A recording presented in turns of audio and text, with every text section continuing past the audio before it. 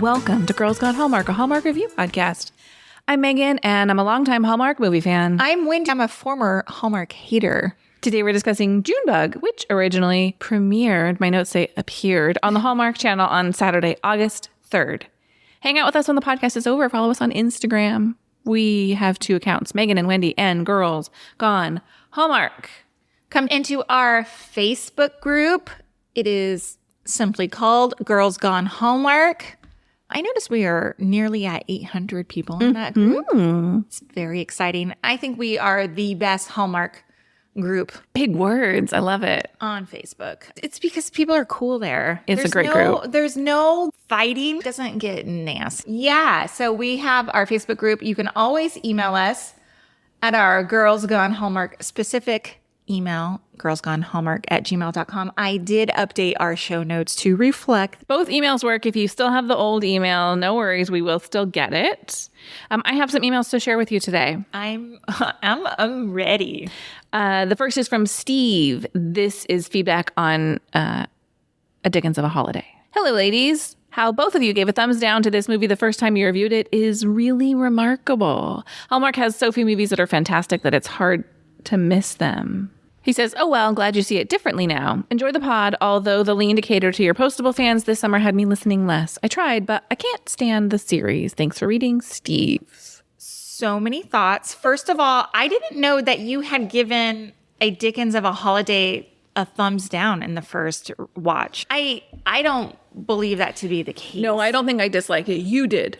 I disliked it because I was a Hallmark hater. Yes, those are the early days. Those were the early days for us. It was literally a turning point for us, that movie, in terms of the way that we produced the podcast. So sometimes I'm still glad those early episodes exist. I almost want to put a disclaimer on some of them. Listen at your own risk. Please, if you only listen to this episode, jump ahead a few years and listen to Girls Gone Hallmark 2.0. Right. My second thought, read it to me again about Signed, Sealed, Delivered. What did he say? The lead indicator to your postable fans had me listening less. I tried, but I can't stand the series. Fully fine with somebody not liking Signed, Sealed, Delivered. Mm-hmm. We have discussed this, and I don't expect everybody to know like all the ins and outs of Girls Gone Hallmark. One of the reasons we tend to do something a little bit different than just following the Hallmark schedule every summer is our schedules as parents with children at home becomes a little more challenging. Mm-hmm. We travel. They have schedules that don't always line up. So you and I tend to be going in opposite directions all summer long. Yes. And we don't want to take a break from podcasting. And so we do things like Christmas in July where we can work ahead, and Signed, Sealed, Delivered where we can work on we're not on the tight Hallmark schedule. And so I know that we had gotten feedback from some other people who were like, not that into that series, which cool.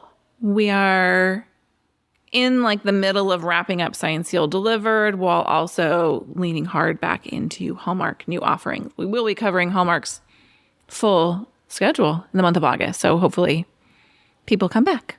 I hope they do. And I just want to say, like, I don't think we leaned into any kind of Postables pressure to cover that show.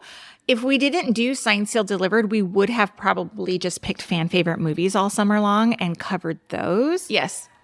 It just so happens like for us, like to pick kind of a theme or like a canon of movies is something different. Yeah. And I mean, I'll be the first to say I didn't want to do Signed, Sealed, Delivered, even though I think it might have been my idea. 100% was your idea. But I didn't really want to do it. I personally enjoyed, so I'm sorry that Steve didn't get to listen along this summer with us, but that is totally his prerogative. And I hope that he'll listen to the new reviews of the new movies we do. Yeah, I do suspect our audience flip-flopped a little bit for the summer. Mm-hmm. Like we had a bigger postable audience and a smaller Hallmark diehard audience. Yeah, because that's what we have learned this summer too, is that the Postables audience is not necessarily a Hallmark audience. Yes, and the Hallmark audience is not necessarily a Signed, Sealed, Delivered audience. Right. I have another email. Also related to Girls Gone Home. Also related to A Dickens of a Holiday. However, listen to this. Hi, Megan and Wendy. This is from Mackie. I'm a member of your Facebook group. I know Mackie from our group. She introduced herself as if we wouldn't know. I was glad to hear you revisit A Dickens of a Holiday. It is right up there with Double Holiday and A Biltmore Christmas as one of my favorite Christopher Polaha movies. I was amused by your remark about the exclamation point in the title. Back in 2020 and 2021, Hallmark used to send out audience surveys via email in advance of upcoming movies. I remember receiving one about A Dickens of a Holiday in the summer of 2021, and it listed some options for the title. It appears that the title has always had an exclamation point. I also think it's interesting to note that Lights, Camera, Christmas was another option for the title, but that ended up being used for the Kimberly Sestad and John Brotherton's 2022 movie instead. Personally, I think Bah Hum Love would have made a clever and unique title for the movie, and it is the one that I selected when I answered the survey at the time. That's wild. Thank you for continuing to provide such great content for us listeners. You're welcome, Mackie. So here are the titles that were included. The Christmas Stand-In. Okay. Lights, Camera, Christmas, which quite frankly is a great movie title, and I'm glad it got its moment. And I think it works better with the John Brotherton Sestad movie. Falling for Scrooge. Cute. I like that one. A Star is Born at Christmas. A Dickens of a Holiday, and Acting Like It's Christmas. Oh, I like Acting Like It's Christmas too. But A Dickens of a Holiday works best because the subject matter is Dickens. Yeah, Bah Hum Love, like Scrooge is a bah humbug. Yeah. But that's interesting. She sent an email with another survey if you're interested in hearing it. The list of movies. I am. Hold on, I didn't write that in my notes. Let me open it up very quickly. In the summer of 2022, I received a survey about the Mallory Jansen and Tyler Hines movie On the 12th Date of Christmas. Love that movie. It listed some alternate titles being considered, and one of them was The Christmas Quest, which is now being used for Lacey and Christopher's upcoming movie. Sharing a screenshot from that survey as well. Here we go. On the 12th Date of Christmas, my true love gave to me. I would be shocked if that's not actually the title of the movie currently. The Christmas Quest, A Quest for Christmas, Christmas in a Pear Tree, 12 Clues a Hinting. Those are funny. How do you get on this email list? I don't know. I want to be on the survey email list. Me too. Apparently they do not send them anymore. That is a bummer. Isn't that fun though? I love that. Had no idea. Thank you for those emails, Mackie. Thank you, Mackie. We should do something fun with this on Instagram stories where like come up with alternate titles for movies and have like, you know, followers there pick them just for fun. I love it. Girls Gone Hallmark on Instagram. Yes. Let's hear a synopsis for Junebug.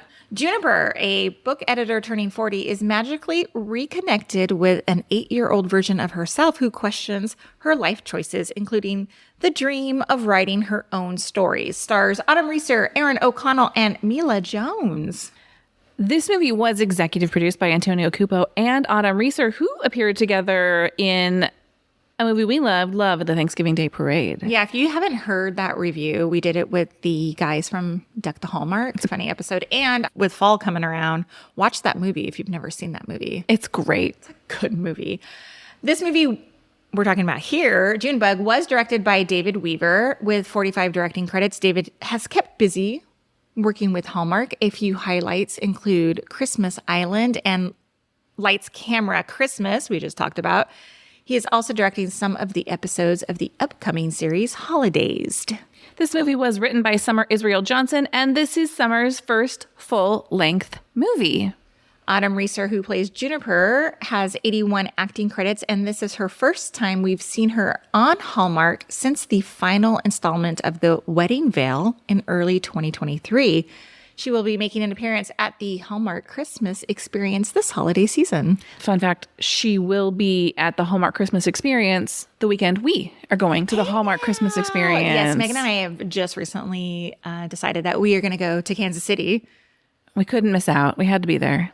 We would have FOMO, I think. Extremely. So we're going to be there. You guys follow our social media, join our Facebook group, because we're going to be sharing all the details from that weekend. Erin O'Connell plays Alex. Erin has 18 acting credits, and he previously appeared in With Love Christmas, My Christmas Love, and 12 Gifts of Christmas for Hallmark. Christmas trifecta. Yes.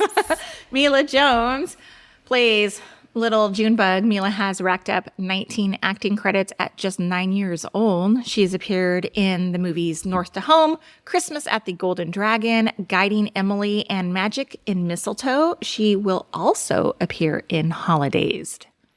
Donya Cash plays Micah. Donya has 27 acting credits, having previously appeared in Hearts in the Game, The Holiday Sitter, and #Xmas for Hallmark. They also have been on episodes of So Help Me Todd and A Million Little Things. You know what is so interesting? I always refer to them as Donya. I don't know why that's in my... Is it Donya? Why am I Donya?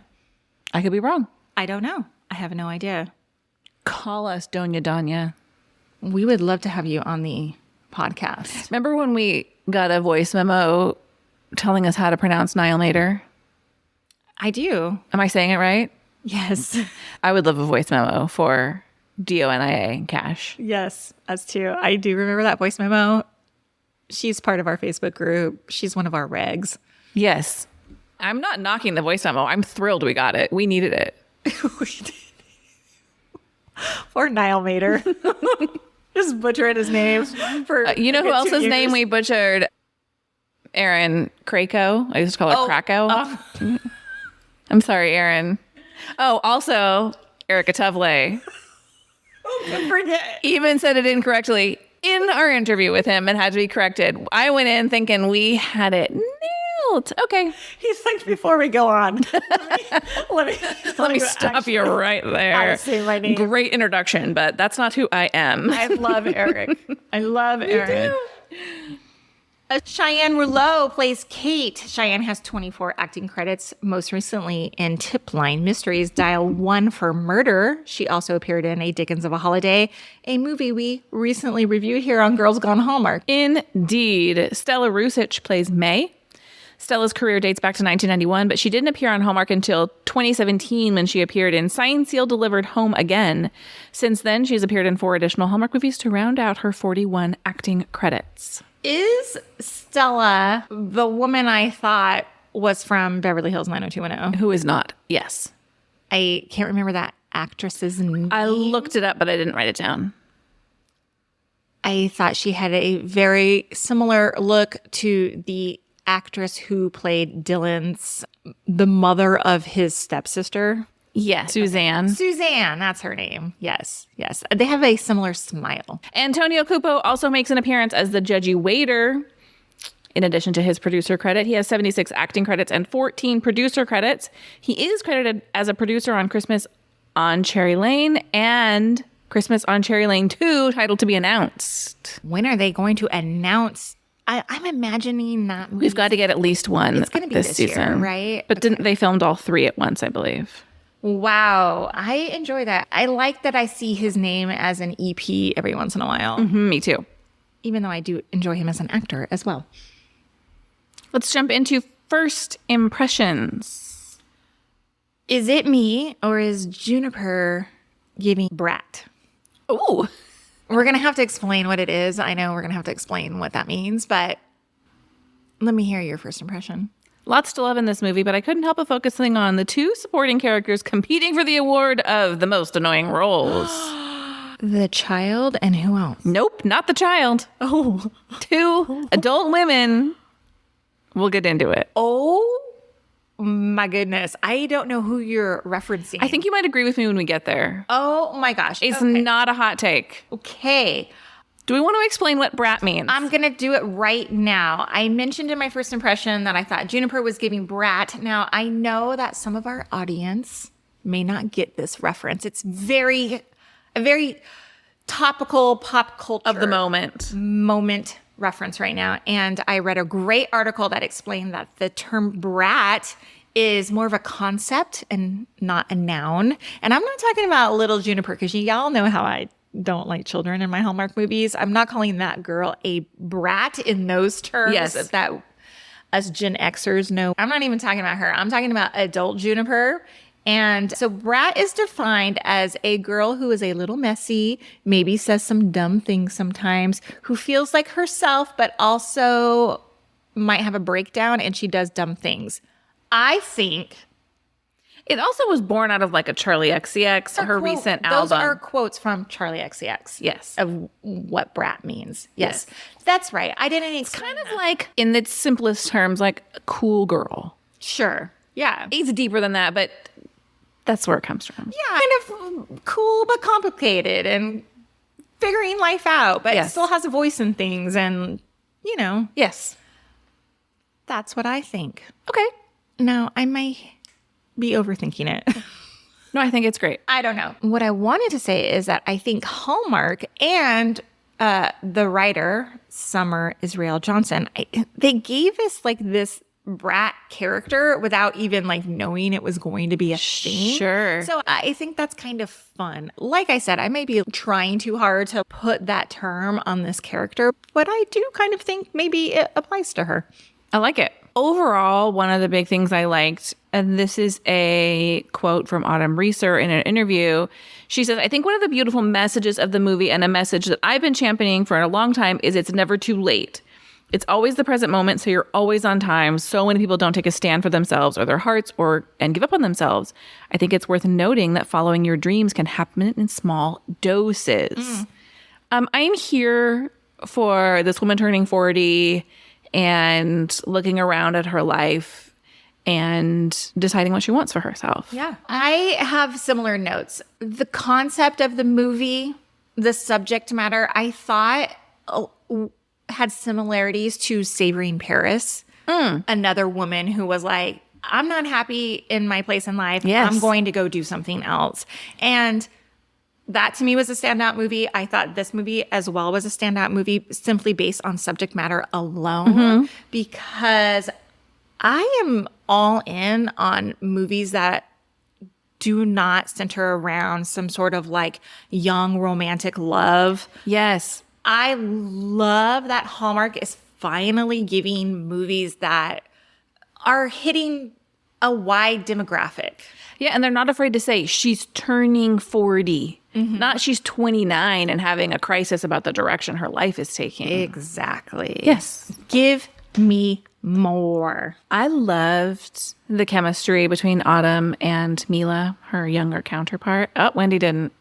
Okay, go ahead. I thought they were great together. I actually really liked her. I know you don't like kids, so... I love children, by the way. I love my own child. It's a little precocious sometimes. Yeah, I think that's the point. I mean, she kind of has to be. I really enjoyed her. I suspected you wouldn't. There were moments I thought were really good between them, but there were also moments where this child actor, which is probably not her own motivation, was probably told by a director to cross your arms and stomp your feet and act like you're having a meltdown. Like, I don't like it. I just don't like it. I'm sorry. She's not getting her way. I don't like it. Her adult self isn't listening to the voice of reason. Speaking of listening to your inner voice, I really like that they kind of explored that. Listen, I've taken many years of therapy. Yes. And I think that we all have like that inner child or that inner voice or the former confident person living inside of us that we move away from or push down or push away. And I think it's important that we listen to, and this is so therapy talk here, your true self. Oh, yeah. I thought it was beautifully done. What I liked best about it is that we have kind of Juniper's realization of that happening at the same time this person, Alex, is in her life, sees who she really is. Oh, yeah. I just thought it was nicely done. I like that. Another thing I thought was nicely done is I'm watching this movie and you know what I'm going to say. She's in a relationship, right? I know. But I'm watching the movie and I'm writing in my notes, let's normalize breaking up with someone when you know that they're not the person for you. And then she does. Yeah. And I loved that. Don't wait for this other person to come in and you realize, compared to the new guy, my old guy sucks. You need to get there on your current relationship. You need to know when there's so many obvious moments, right? But when he's like, I'm going to get you a pen, she's out. You know, when you have to go home and call your bestie to come over to talk this out and talk about how disappointed you are in him, you know. Yeah. So I'm glad she got there. I'm glad she got there before the other relationship developed. I agree with you. I'm going to talk about Ethan in my wishes. Okay. But I agree with you. And I knew as soon as this was happening, I was like, red flag, red flag. Megan hates this. I know. I think they handled it well, though. I thought they handled it well, too. Let's talk about Alex for a minute. Okay. I thought Aaron O'Connell was a real wowie zowie. Uh-huh. I think he's a better version of Christopher Russell. Slander. They're so different to me. So, okay. It's the beard. It's the beard. That puts them in the same category for you? Yeah, but I think he's a better actor, too. I think Christopher Russell is doing the best he can with the opportunities he's been given. That is fair.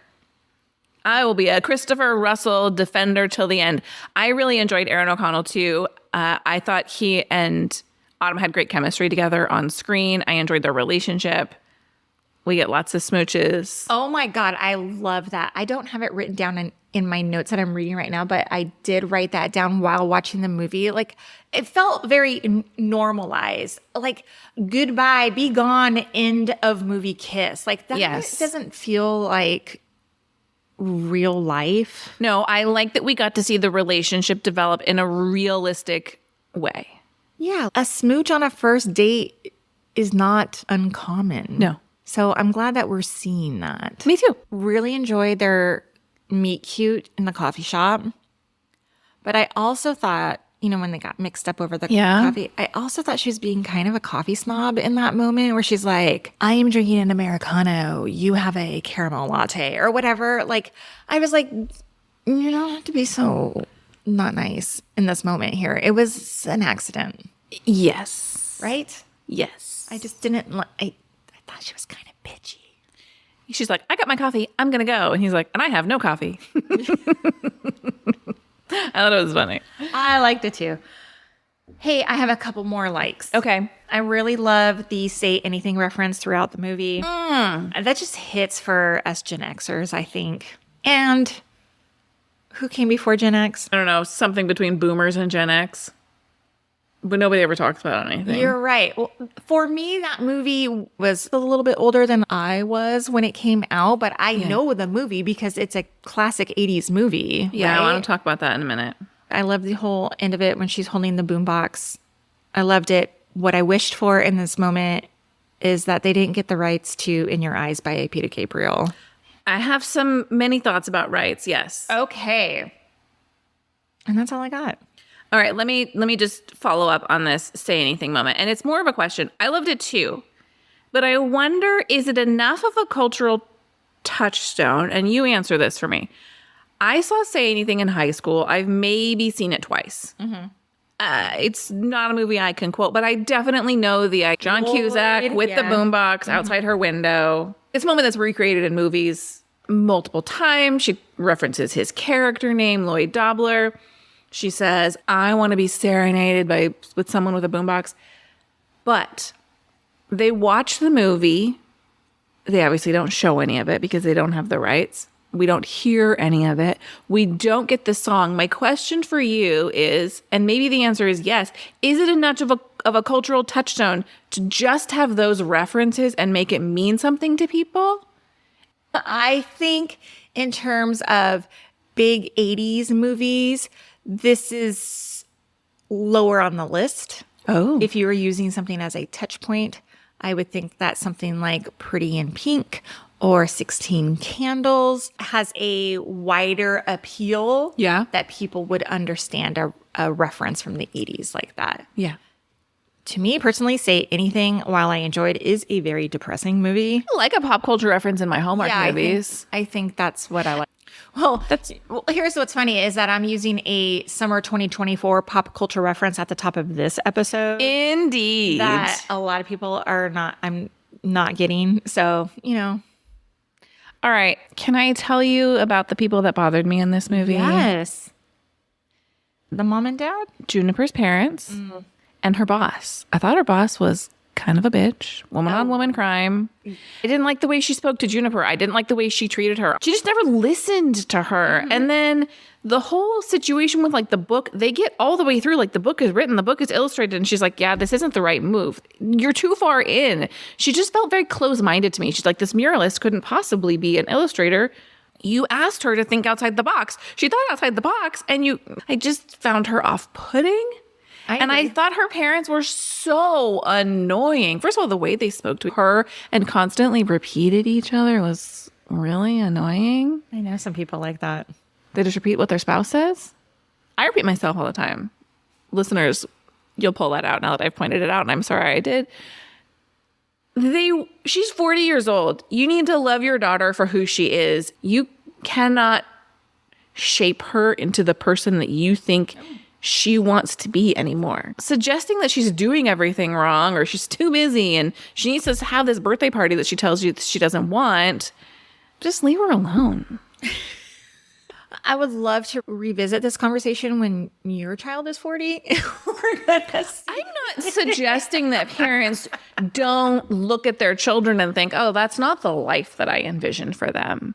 But I think the constant trying to shape that life of your 40-year-old is a misstep. I mean, I think we see that often in Hallmark movies because they don't know what else to give like these parental roles. Yes. We saw it in A Bride for Christmas. The freaking mom planned her wedding. Planned a surprise engagement and wedding. Yes. So I'm just giving you a hard time, but I absolutely agree with you. I think they thought that Juniper was kind of a loser. Hey, here's an idea. Let's see Hallmark movies that involve parents, but they have their own lives. Oh, yeah. You know? Yes. How about that? That's a novel idea, right? Yeah, because watching like these parents who are like so invested in their adult children's lives is a hard watch. Anyway, moving on. Do you have more wishes that you want to address? Yeah. So do I. Can I talk about Ethan for a second? Yeah. So Ethan was a real bore, granted. Mm-hmm. But I did think Juniper was a little bit unfair to him at times. A pen is a thoughtful gift. She's an editor. Like, he put thought into it. I like a useful gift. Like, there are times when I'm like, I really want that fancy vacuum for a gift. Hell yeah. Because I'm going to use it every day and it's going to elevate my daily life. Now, I think the issue is less with the gift and more with the fact that it's not something she was going to enjoy. And he should have known that 3 years in, that she's not going to be thrilled. The woman who is like, I hope I find my prince, is not going to be the woman who is thrilled with a practical gift. Okay. I agree with that. Let me piggyback on this, though. When she wants to have a different kind of pasta night, right? Mm-hmm. And she's being urged by little Junebug about like, just tell him you want something different. Tell him you, and she doesn't really articulate that. She's like, surprise me, bring something different. Let's do something different. That's terrible communication between partners. You can't expect your boyfriend, husband, partner, etc. to read your mind. Yes. She needed to tell him, look, I'm not happy with this weekly pasta dinner. Let's change it up. You have to communicate that. Mm-hmm. It just felt unfair to saddle everything on Ethan. He couldn't read her mind. He couldn't show up for her the way that she wanted him to show up for her, but he didn't know. Mm-hmm. She was not expressing those feelings. You disagree? No, I don't. Okay. No, I just think it speaks to the fact that this relationship has run its course. Like, I don't necessarily think he did anything wrong, but I think to her, the fact that he didn't care that it was weekly pasta night, she was like, that's not who I am. Yeah. I like excitement in my life. Sure. I did think when they saw each other again, like when they ran into each other on the street, it was like running into a work colleague. Yeah. There was like nothing between them. It was weird and awkward. And I don't think even needed to happen. I have a question. Yes. I've heard this expression being used a lot lately, and it's interesting to me. Her boss uses it. Paula, I think that's the boss's name, and she goes, "This is your solve?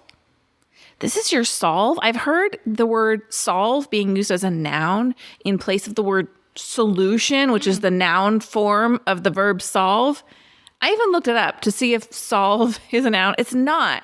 I don't know if this is some weird corporate speak. It really bothers me. This is your solve? Ugh. I'm going to ask my husband. Do they say that? I don't know. You know, I hear him say it like a lot of, especially like in the early days of 2020 when he was on so many Zoom calls where it was like, let's put a pin in that. Let's put a pin in that. Let's circle back on that. Yeah, all those words. Yeah. So I will ask, this is your solve. I actually haven't heard that. I didn't understand the timing at the end of the movie. Me either. They're at her 40th birthday party that her parents just mentioned like days or weeks prior, but they have a published book. Like a printed book? Is there 1 year later missing from that we don't see? I was wondering. I rewound it and did not see it on my screen. I was wondering. Like, did I miss it? I don't think so, because I never saw it either, and I paid close attention in this movie. I was like, tell us, did they self-publish? Did they get a publisher? Like, I'm curious because those were the options on the table for them when she leaves. Sure. The publishing company, right? So, like, close the loop for me here. Yes. All right, now we can move on to Did You See That? I have 2 things I'd like to talk about. Oh, okay. One is a question. When she spills that paint on that mural, you're telling me he has like 5 full paint cans at the top of that mural that tip over and pour down? No. He was so cool about it, too. I'd be like, I just spent weeks working on that. Yeah, he was really cool about it. I liked him in that moment. Super cool about it. Okay, what's your other? My next one is Did you know that? Tell me. That is it. Junebug was originally a Christmas movie, Autumn Reeser revealed in an interview, and they had to revamp it to make it outside of the Christmas season. Where could they have made it Christmassy yet? I don't know. It's a Christmas children's book she's trying to write during the holiday season. Maybe. I liked it how it was. Me too.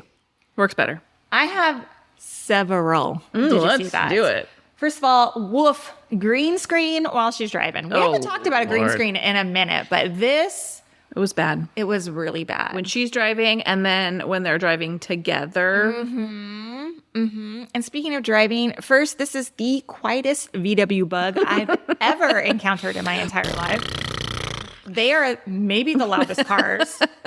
Yeah, especially the old ones. You can't even talk to each other like when you're in one. Like it's so loud. Especially with the top down. Little tin box. Yeah. Okay, speaking of the top being down, there was a scene where she's leaving for work in the morning, getting into her car, and the top is down. Who leaves their top down overnight? Outside. In Seattle. Nobody. The next scene that she's driving into work and the top is up, which I'm like, oh, okay, but we saw you get in the car. You didn't. You have to manually put that top up. That I don't believe those old VW bugs have a automatic button. Yeah, there's no way. There is another scene where she is driving and the top is down, and I'm like, I'm too precious with my hair. Like I would never drive with the top down on a car. Did you know what a katydid was prior to this movie? Some sort of bug, but I couldn't identify one. I know. When they were like laughing about like, oh, we had these like bug names for each other. I was like, what? Aren't they like ladybug adjacent? I looked it up. It's a bush cricket, Oh. which I don't even know what that is either. Maybe it's not a California thing. Perhaps. So if you're familiar with katydids, email us. Tell us where you live. There was a street scene. It was when Alex and Juniper are walking down. It was like right when he like, oh no, watch out for that broken glass. In the back, they're out front of a storefront called Roxanne's of Fort Langley. It's a hat shop in Fort Langley. I'm sorry, in Langley, British Columbia. It's just funny. Not Seattle. Not Seattle. Not Seattle. No. I did forget to mention that I loved Antonio Cupo as the waiter and the looks that he gives Ethan. And he does it twice. Like Ethan tells her like he doesn't want dessert and he was like, okay. And he walks away and like kind of gives him like a... Yeah, that was great. And then when he comes back to deliver the check, he also like mad dogs Ethan again. Totally. It was great. I loved it. Like she's thinking like he's thinking like, why is she wasting her time with Yes. this bozo? Yeah. Yes. And best friend Katie does some great faces too when she comes and she's like making the rosé float and she was like, no, and takes it away. Like just her expressions are great. That was a very funny scene. I enjoyed that. Very funny. She's like ladling it into the cup. I have 2 more. Did you see that? And they're minor. Juniper is sending an email to her boss And there were like a list, like you see the other emails. Oh, huh? There were several that said critical update to security settings. And I was like, is this somebody's real email account here that is not being addressed? Maybe. Or is it like fake? Like, but why is Juniper not even addressing these like critical her to-do list software that would pop up every time she turned on a computer? And it was like, I'm like, that stresses me out. And you love a list. I do, but it got longer every single time. And I couldn't read what it said. So I was like, are these tasks or are they meetings? Because they were so focused on the meetings of it all. But the way they would just populate when she turned on our computer, I was like, oof, that's a lot. Yeah. My last thing is at the scene at Juniper's party at the end. It's a dancing scene and it's a wide shot. And we see Micah, played by Doña Danya. They are dancing with a woman, and I loved it. Oh, which woman? Nobody we know? It was the woman that Juniper works with at the blonde girl. The blonde girl. Yeah. They were dancing together. Cute. Yes. I like that. So what'd you rate this one? I believe that character's name is Kylie. I gave it 4 stars. I gave it 4.5 stars. Wow. It hit me. It hit me as a 49-year-old woman, like kind of. Are you 49? Yes, I am. Thank you. You don't look like you're turning 50 next year. Okay, let's not talk about it. Anyhow, I didn't realize you were 4.5 years old. Is what you're going to say? No, 4.5 years older than me. I turned 45 this year. I know, I'm like your big sister. As a person of a certain age with a daughter who only has a couple more years of high school in this transition, and I'm like examining things in my life. So it spoke to me. 4.5 stars. Cool. Thank you for listening to this episode of Girls Gone Hallmark. If you love this podcast, we love your 5-star ratings and reviews. You can leave them in the Apple Podcast app, and I'd like to read one really quickly. Yes. This is titled The Best Hallmark Podcast. I just love you guys. Just listened to A Very Merry Mix-Up and A Bride for Christmas on my walk today. Laughed out loud multiple times. Thank you for validating my feelings about Alicia Witt. You nailed it. I struggled to watch her in anything, though she does have a beautiful voice. Anyway, thanks for your work. You are the best Hallmark review podcast I've found, and I've listened to a lot. Keep up the great work. Ooh, that makes me... Isn't that a great one? It is, because there are some really great Hallmark podcasts out there. Indeed. We appreciate your reviews. Thank you so much. I have another great one to share next week. Goodbye. Bye.